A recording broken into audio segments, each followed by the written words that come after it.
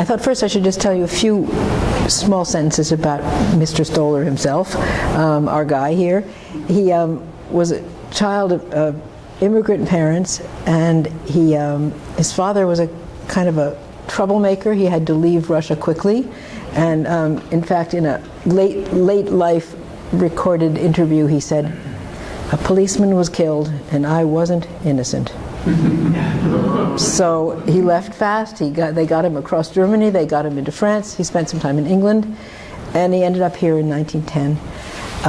And Ezra was born in 1915. He was actually born in Chicago because the father at that point was involved in was a trade unionist, and he was blacklisted in New York. He couldn't get a job.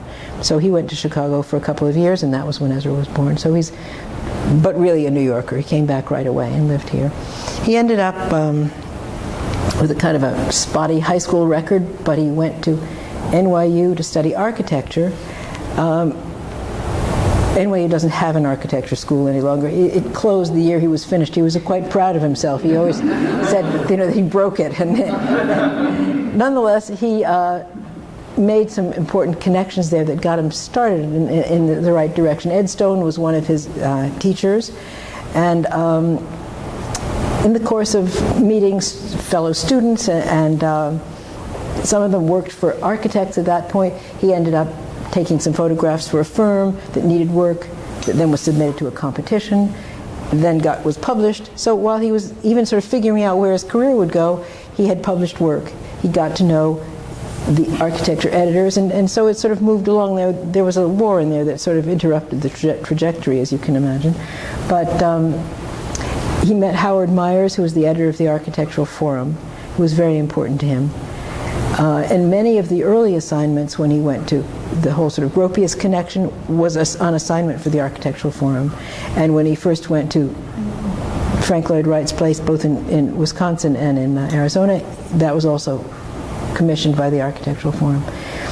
He also, at some point at that time, met a man named Will Burton, who was a graphic designer. They worked together when Will was the art director at Fortune magazine. Will Burton is known as the man who brought Helvetica to America.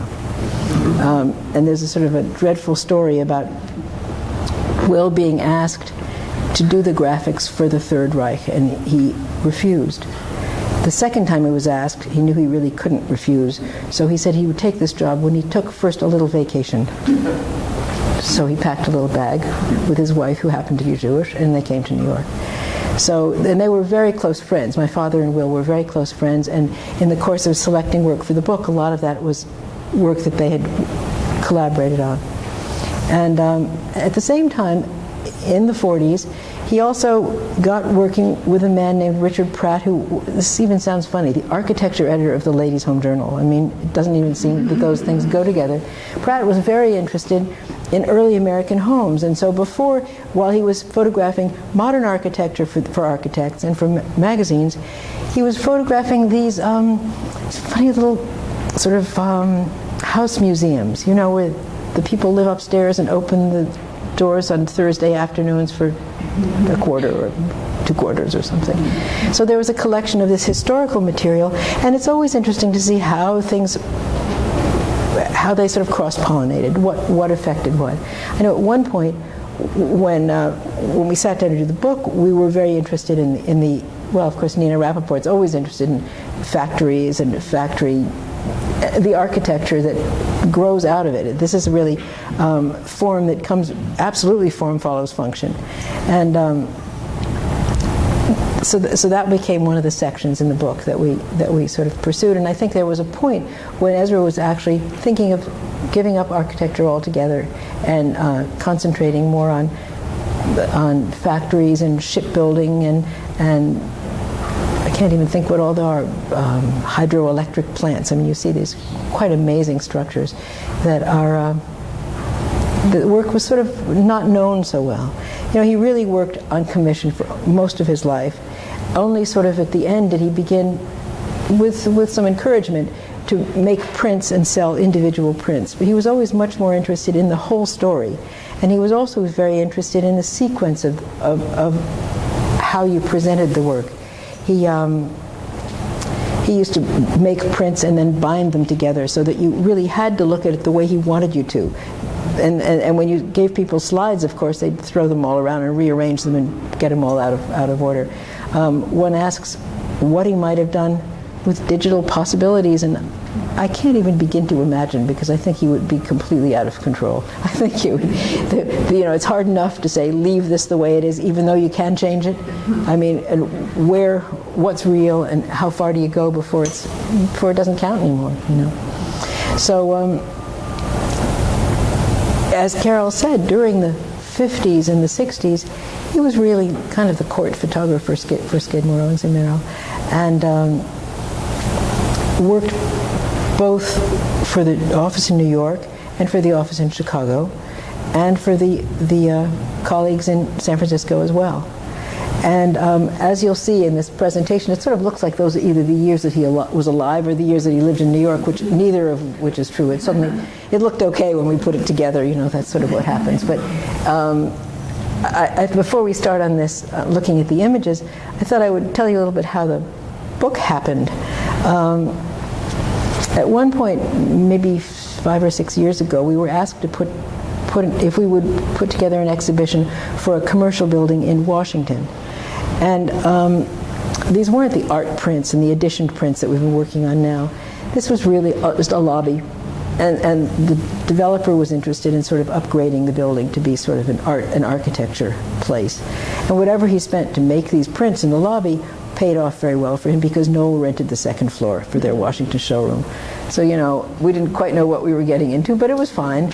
And I asked Nina Rappaport if she would curate this show, partly because I just knew I'd look at the same 15 images and it would look like a school project again, So she really dug in with a whole different point of view. And Nina has a connection at Yale. She works in the architecture school with all the publications and the is it quarterly? I think quarterly, or occasionally the newspapers that they put out. And so then she said, well, we've done this show, and I'm looking at all the factory work and the commercial technical aspect. What about a book? And we began to do it, and it really wasn't so hard. Some people just are almost surprised that the content was there. And for us, it was more difficult to edit 60,000 photographs than to find enough pictures to fill a book. So we decided then to break it into 3 sections. There are 3 essays. Aki Bush wrote about the residential work, but he did a lot of photography for House Beautiful and House and Garden.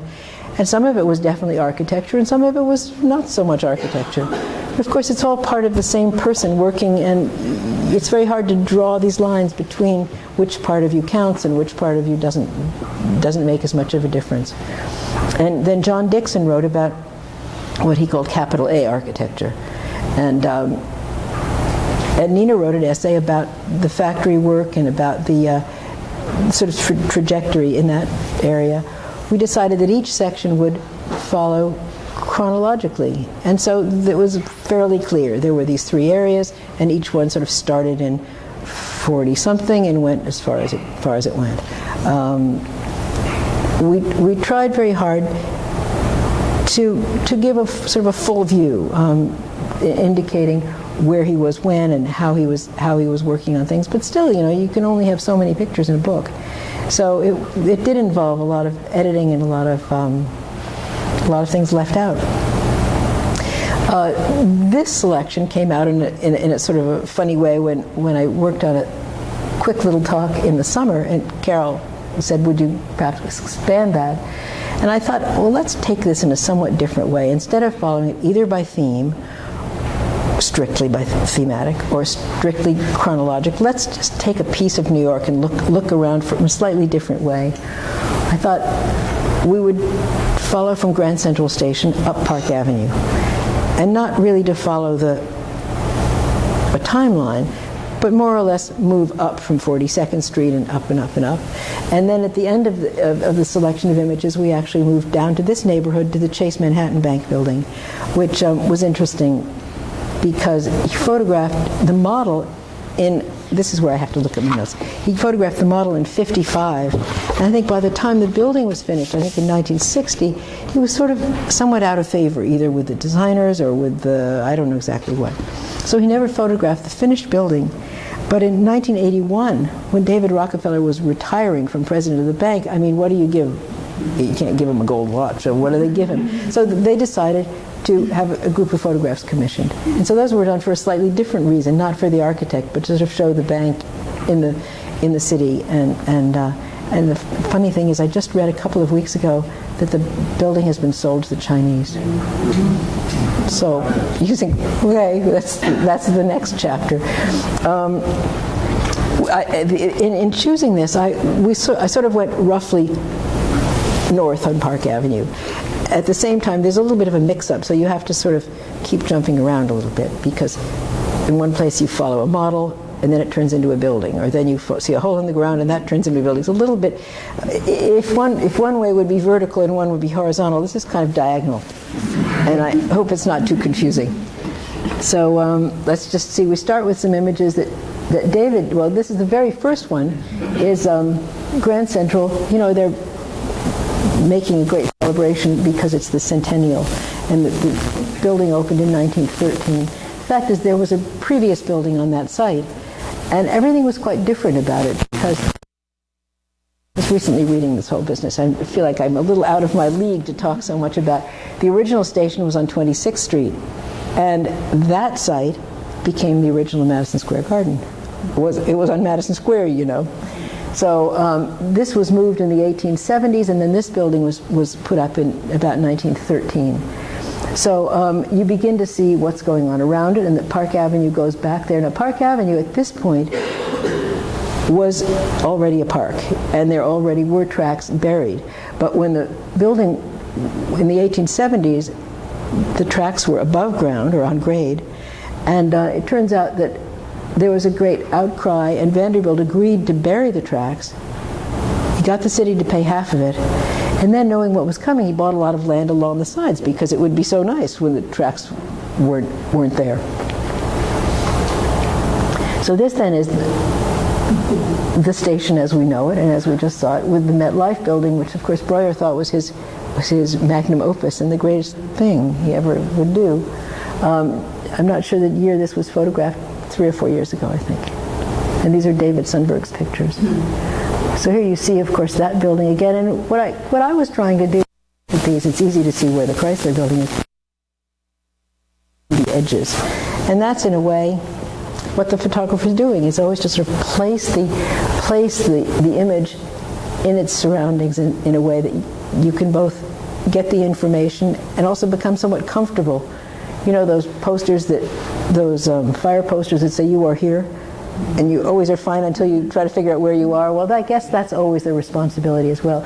So here in the bottom part, you can see the Grand Central Station, and you're always sort of given a point of reference. MetLife building, but also by the Chrysler building.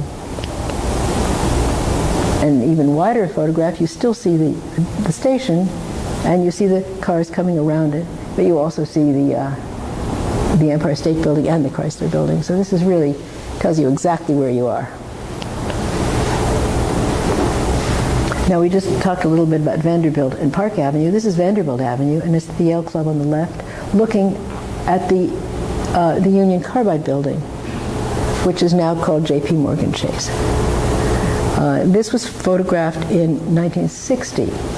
And I guess I should spend a minute telling you that the way the archive was always organized the year was kind of the key, and then the chronological numbers went to do with the jobs as they came in.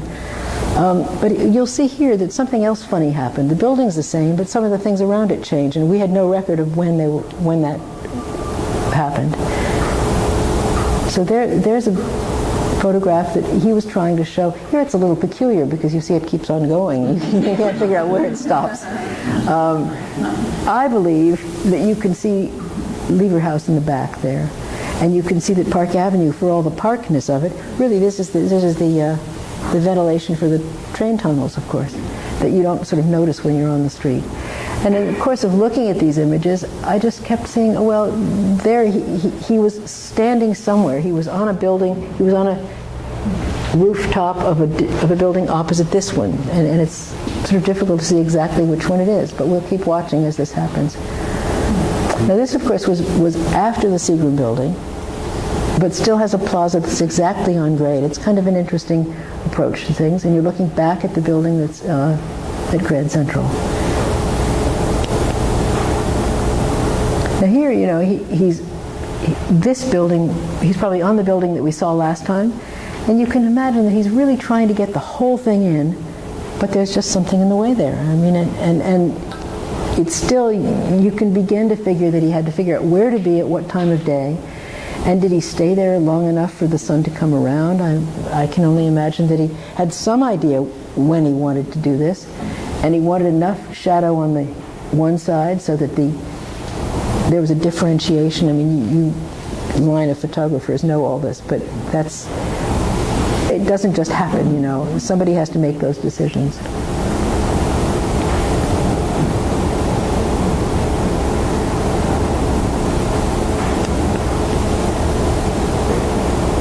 Now, the thing that I went into the job folder, I mean, I particularly like that little triangle of sun. It comes out, and this whole front is in light, but you can see what was happening there. The shadow was just either coming up or going down. It's just at that moment that he got almost everything of the building in sun. Now watch this building on the right, because I was looking in the same job folder and was quite surprised, because in the next minute this changes, and I didn't even realize that. Something's wrong here. The other thing is, of course, that the building across the street isn't there anymore. So it's interesting. And I was thinking also about all the building that happened along Park Avenue after the Civil War. And here we are, after another war, suddenly building like crazy. I mean, this is just what happens. Now that building's, there it is. You see, it's more finished. And again, he's found a vantage point. It's a little bit lower. That's always a very interesting thing, too. I mean, do you want to be as high up as possible, looking down on something? Or do you want to have a sort of a view across so that you feel more engaged and not just sort of separate, as a bird's eye view would be? Now we're moving uptown to something completely different. And it's interesting. This is now all the way up to Lever House. The slab was the same. The lower section was the same. In lighting the model, I became sort of interested in whether he would arrange the lighting on the model the way the sun would really be. I mean, there's no reason that a photographer would have to do that, but I think that for the most part he did. And I had a very strange moment. When I was first looking at that, it looked to me like that lower part was rounded. I thought, wouldn't that have been a strange touch? What would have that done to the rest of Park Avenue and everybody who followed along, you know, all the Me Too's.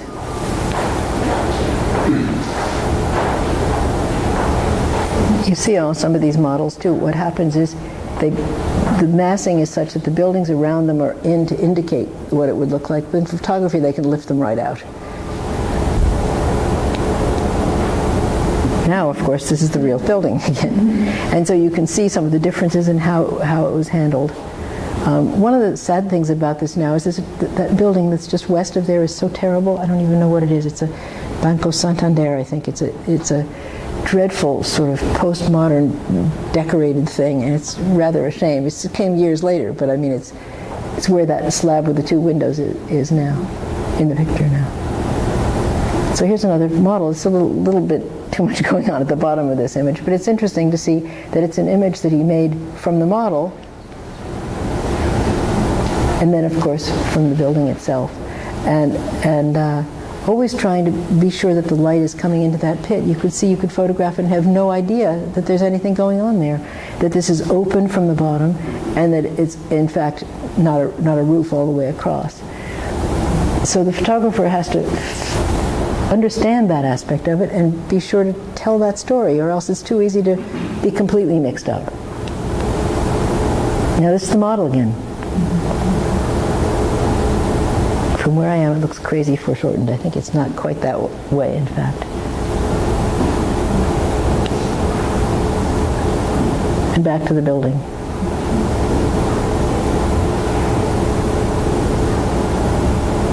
And this was all built with great hopefulness. These materials really hadn't been proven, and it turned out there was a tremendous effort to try to replicate it and both preserve it and replicate it when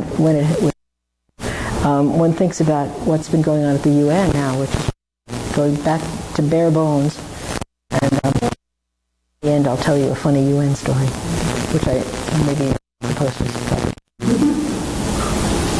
So what you begin to see here is that in the foreground, toward us, there's something missing now, a building that was there, and if you can imagine what's there, you know what's coming. It's just the building. And of course the Racquet Club is still there as stately as ever, and everything else around it has changed a great deal.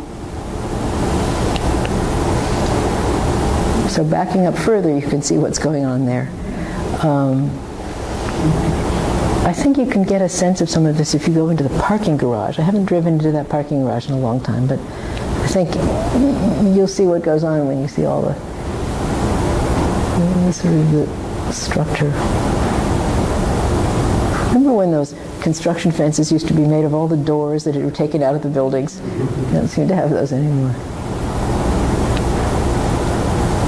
This begins to be, how many times was he there? I can't tell you. I mean, was that one time when they were digging the hole, and now this was another day? I'm not sure. But this begins to get you into the kind of gutsy industrial making things images. It's not finished, and it's not really telling the story, but it's fabulous pictures.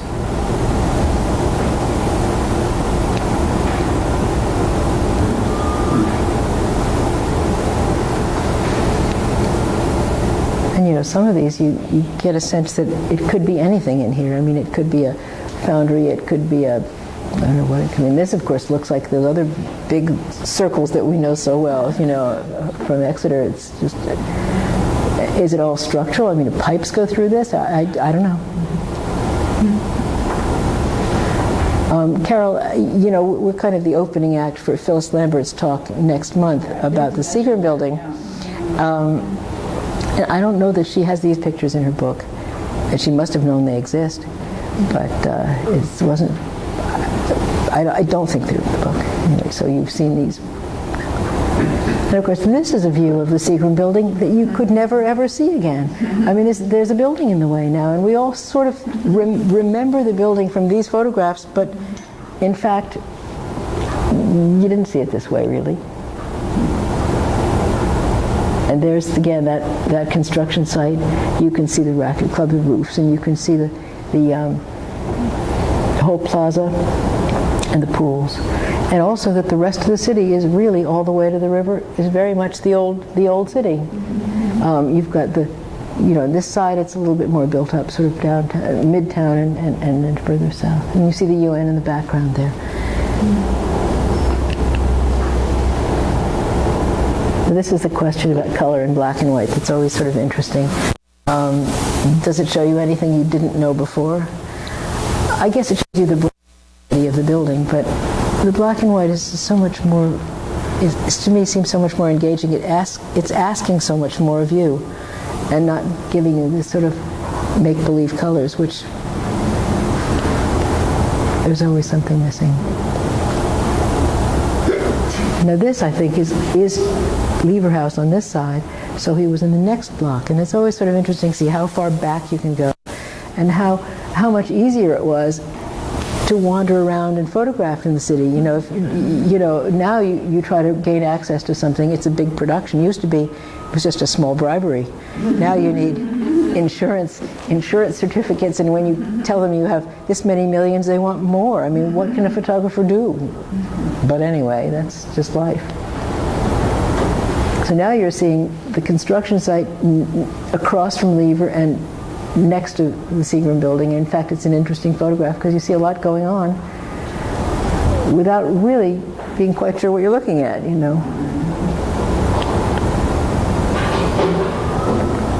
And I used to think this was somehow the greenery in the middle of the street, till I realized, no, this has to be the edge of Lever, right? It's just the garden at the edge there.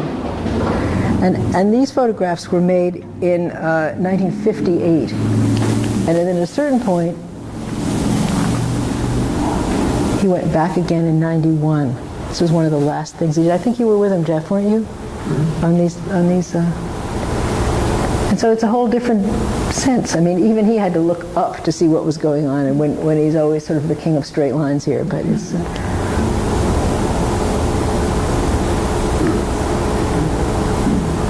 I remember when the model for the Citicorp building came to his studio, the thing that was the funniest of all was that the top wasn't attached and you could photograph it in different ways.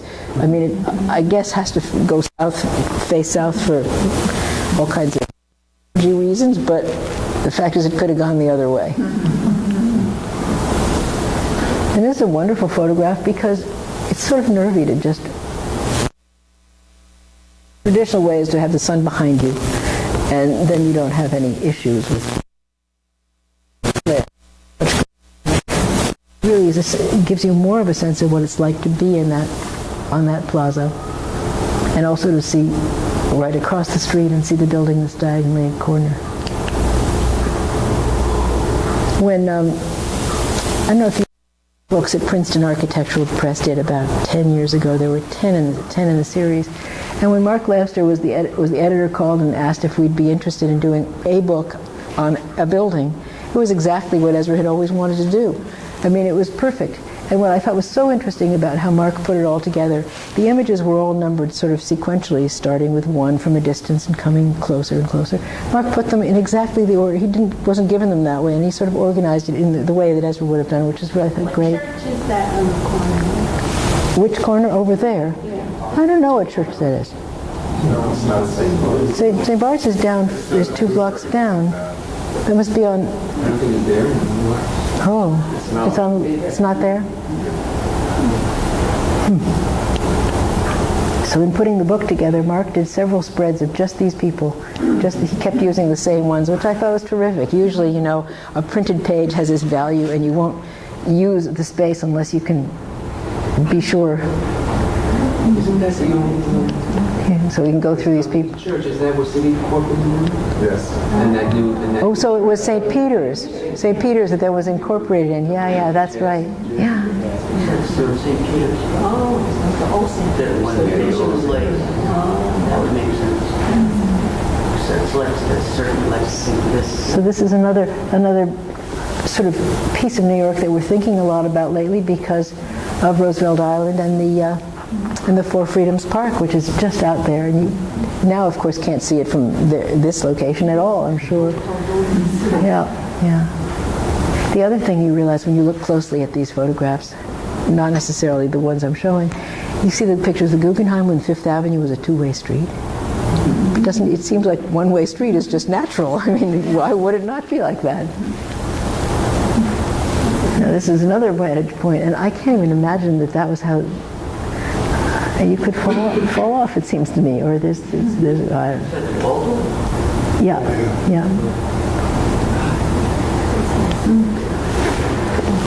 So this is another one of these late views. This is St. Bart's here on the right, on Park Avenue.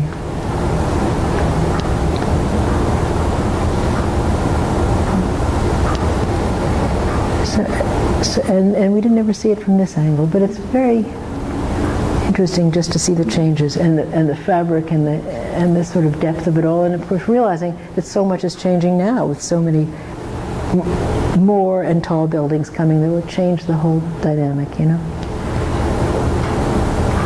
Now this is moving a little bit further uptown. This is the Pepsi-Cola building on 59th Street. And I just think it's interesting to see this because, look, they put clouds over there as if there would be clouds going down to the ground. And you can see the edge of the everything. Yeah, he's sort of hopeful, you know. And this model was clearly not one of these tight urban things full of other buildings. This was photographed in 1957, and then the building itself was finished in 60. So this was pretty speedy from one thing to the next. It's interesting to see how the model, the whole curtain wall was considered and then was photographed even with the model itself.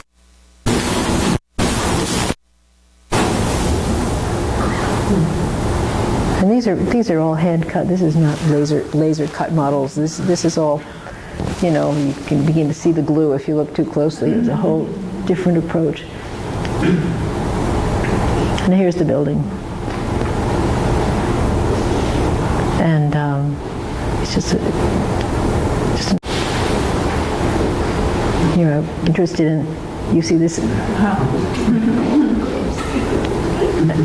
did you need, it certainly gives you a different point of view, this fancy color.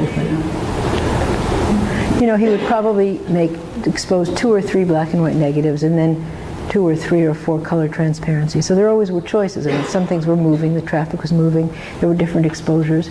And I mean, it's even hard now to realize how complicated it all was. In the very end, there's a picture of him with not his camera case, but with his case that had the film holders in it. And when you think about, you know, shooting 8x10 sheet film, every exposure was a real commitment. And I realized recently that when I go into a hotel room and there's no black tape around the bathroom door, there's something funny there, because that was clearly the dark room. I mean, it's just how it was. So here we are looking back down Park Avenue. It sort of seems like this time of year everybody's kind of bundled up and the light is low. And I suppose if you could figure out exactly the shadows, you'd know exactly what day and what time of year it was. And the building that you see is the one that's now north of Grand Central Station. And it's before there was the Pan Am building there, or MetLife, whatever it's called these days. So now we're going to go downtown, come more to this neighborhood. And the project is the Chase Manhattan Bank. These photographs were made in 1981, whereas the model, and this is all sort of mixed in with it here, the model was photographed in 55. So I think by the time 81 happened, he was somewhat out of favor. I could only imagine, because he used to just photograph everything for them. I don't know. And he did get to photograph it. So here's a model. And it's just interesting to see how the plaza is handled. You can't really see, there's a little bit of a square indentation there where the pool would be, or not the pool, but the sunken garden. And that keeps changing. Now this is not a picture of the building or the model. This is a photograph from the building.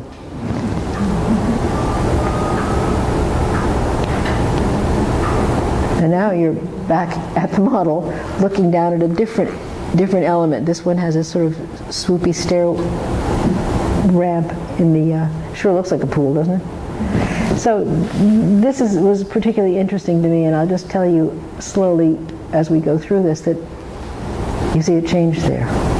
It's a whole different configuration. What I found interesting in looking through these, and now you see, to get this vantage point, another blocky building that was in there, at the last image of the model is gone. People think of his work as being very austere and with not having many people in it, but there are pretty many people here.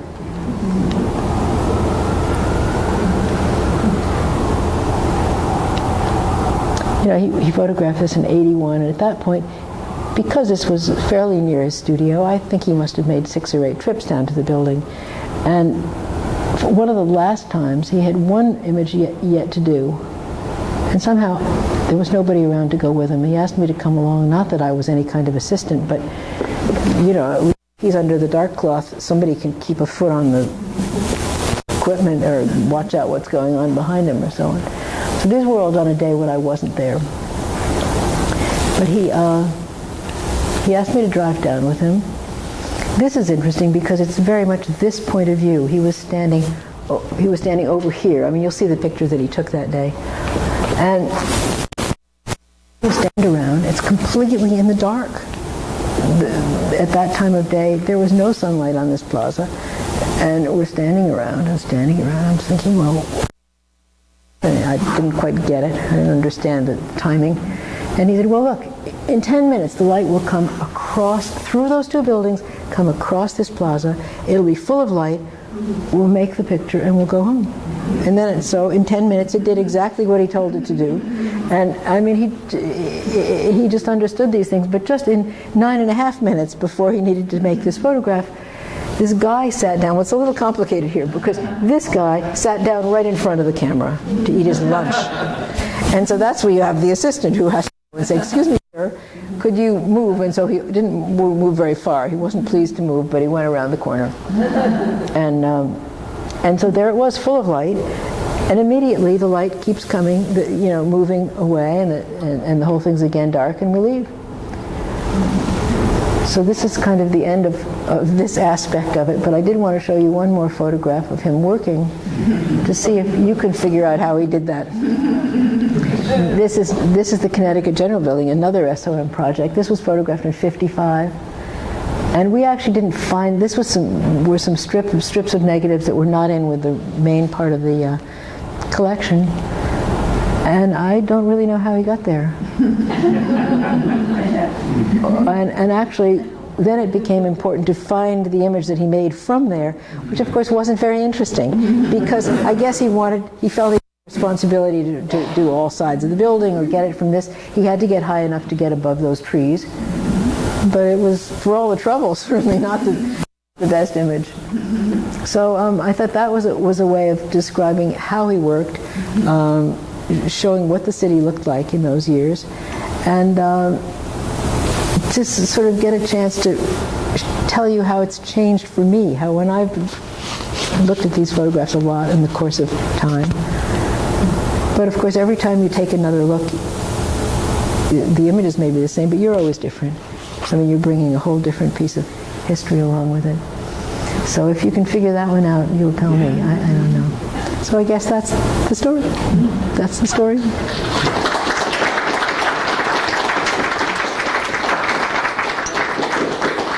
Can you tell your story? Oh, the story. Okay, yes, really. We were trying to figure out how to be allowed to photograph at the UN. It's a very political situation, and I'm seeing photographs now that people are taking and they're allowing to have published. But we offered to even, go and do it without being paid, but then we'd have to have the photographs to use. That was not allowed. When was this? 4 months ago, just now. Well, maybe it was a little longer ago than that, because the photographs of the inside of the Seagram building, where you see all the sort of concrete forms, made me think about that. So I don't know if this is a story that Werner Schmidt tells everybody, but I said, so is this a union job? Oh yes, very secure job. But he said, the security people came to us and said, we think there are gangs here in this construction crew. I said, what, gangs? That can't be. Oh no, they're gangs. We know their names and we know their gang colors. How can this be? I said, well, they're called the pipes and the vents and the ducts. And the pipes are yellow, the ducts are blue. And so they had it all figured out, and they say, no, that's gangs. But that's good security if they're keeping an eye out for that. But we in the end weren't allowed to do anything there. When Hitchcock filmed North by Northwest, he wasn't allowed in. So that's all fake. And they came up with ways to try to across. I think they shot from across the street, the exterior scene from. I mean, they might as well have been the CIA. They shot from like a hot dog truck that was fake. That they just used to set up, and so they would never let in. Everything was fake. But then they must have changed their mind for a while, because there was a film a few years ago called The Interpreter, I think. They called Pittman, and they were allowed to shoot inside. So I don't know what changed.Maybe it was right before the deconstruction. Maybe there's nobody in it. I don't know. Yeah. That whole project is so interesting. I think they built a sort of temporary building north of there in the garden on the north side of the building. It's like a big metal shed.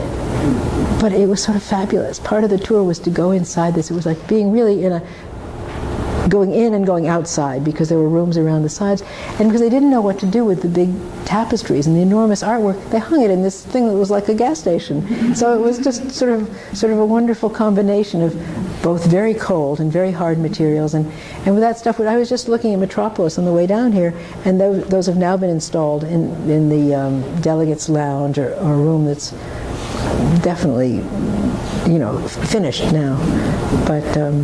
And that's been photographed, but not by us. I mean, we thought that would be interesting to have, especially because Ezra photographed the building so many times during the from the hole in the ground, from the pipes and the ducts and the vents, and all the way through the final stages on many occasions. But not for us. Yeah. This seems like maybe it creates a little bit of illusion. I'm not sure that he has pretty much free reign on what he's photographing, how he's going to do it, where he's going to do it, et cetera, et cetera. But you must have some personal experience with the interaction with his clientele. Could you speak to that as to what they expected, how he planned it out, and how they? And I'd be very curious to hear what might be contentious between them when he renders the photographic product, for example. How might they even be disappointed with some stuff, or really like some stuff, or? Well, I guess maybe the disappointment you didn't hear so much. But he when you talk about the clients, you mean the architects who were commissioning for the most part. I mean, I thought you were meaning access to the buildings, and that, of course, was much less rigorous than it is now. He was on commission most of the time. Mostly working for architects and working for magazines. And the magazines now, of course, don't do any of that anymore. Well, he was always connected to the head designer or the head of the firm. I mean, he was sort of asked to do this for history, for archives, and he was considered a fairly important character. And I think he considered himself to be slightly above the hired help. You know, some people know that you're supposed to go to the service entrance. He didn't go to the service entrance. Although he was also at the same time sort of a peculiar combination, because he was also proud of being sort of a worker. He considered himself a worker, but he also always went in a white shirt and a tie. And also was expecting to if he was asked to photograph people in their offices, he'd go to the president's office and knock on the door. So it's just a curious sort of thing. I mean, as a person, and you know, several people here knew him, and I think, you know, we're all many people, so your children don't know you the way your colleagues do. He was a very exacting person. He was never really pleased with himself, and so he was always pushing to do things more so. And if a photographer would deliver contact sheets, he'd deliver prints that were this big in a bound book, or he would always go the next step. So there was never anything sort of haphazard about what he did. And the whole process would involve bringing the film back to the lab, and he actually had built a whole lab for himself because he was never pleased with what he got from anybody else, and he wasn't pleased then either, but he still, at least it was his own fault. The color film for many years was processed at a color lab, a separate color lab. But and he always had a black and white darkroom.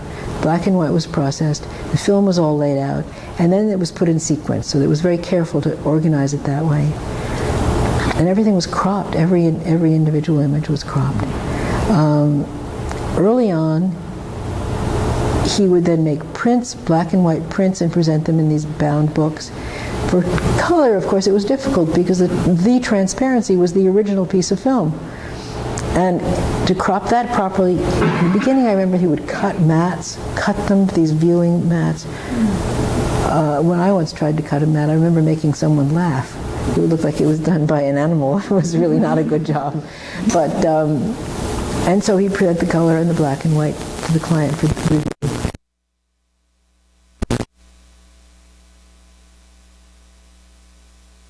Disappointed, afraid that he didn't quite get what he wanted. The business with color was difficult because he coming out of this whole union background, he was very involved in copyrights and photographers' rights, and expected that the film was his property. You could look at it, you could reproduce it, we could make you prints, we could make you slides. But over the course of time, a lot of the color disappeared. You had to lend it to the client. You had to lend it to a magazine. You hope somebody would give it back. You know, things happen. You can't, and they're really, because the color was photographed in different exposures, there was always one best one. And even when you tried to lend out the second best one, who knows? Once the best disappears, the second best looks better. I mean, you've got no comparison. And all that's so much now. Does that answer your question a little bit about his expectations? Yeah. Yeah. The exhibition at Yossi Milo there was a photograph that he took in the General Assembly building. I believe it was just before it opened, and there was a woman at a desk at a counter, and thinking of that and the photographs of the Seagram building, where there was just a solitary worker. It's almost as if your father appreciated a neutron bomb going off. It might have just have been a figure to just lend shape or a sense of dimension. Mm-hmm. Was that generally true? Was that something you'd like to control, or was that just a circumstance or a result of the circumstance? I guess the answer to a question like that is yes. I think he did like to control it, but I think the people that you see in the pictures were really theirs. There's no Photoshop games here going on. Those people were there. Did he tell them to stay there? Did he tell them to go there and stay still for a moment? Probably sometimes he did. But in some circumstances, guys are in a construction building, of a building in Chicago, high up on the girders. He's moving along, and he's not stopping for anything. So I think that, but it's interesting when you think back to those sort of solitary figures. I guess that says something too, And yet, as I was saying, there are plenty of photographs with lots of action and lots of people too. We came on a series of photographs that were made at the end of the war in Times Square on VEVJ Day, which somebody knows when it was. It was September 1945 or August. It's incredible photographs of just millions of people. And you don't even think of him ever having made images like that. We found them, and they're on a kind of film that even the guy who printed them, who's a big sort of film historian, couldn't quite figure out. They had no... Either it was motion picture film. I don't know. So that's another sort of thing. I mean, it's a direction he could have gone in. Moment when he had to make some decisions about architecture, which for him was pretty classy. I think he liked the work, liked being around with the people, or traveling around to factories and foundries and hydroelectric plants, and he could have done that as well. So he stuck with this. I guess it's good. Okay, thanks.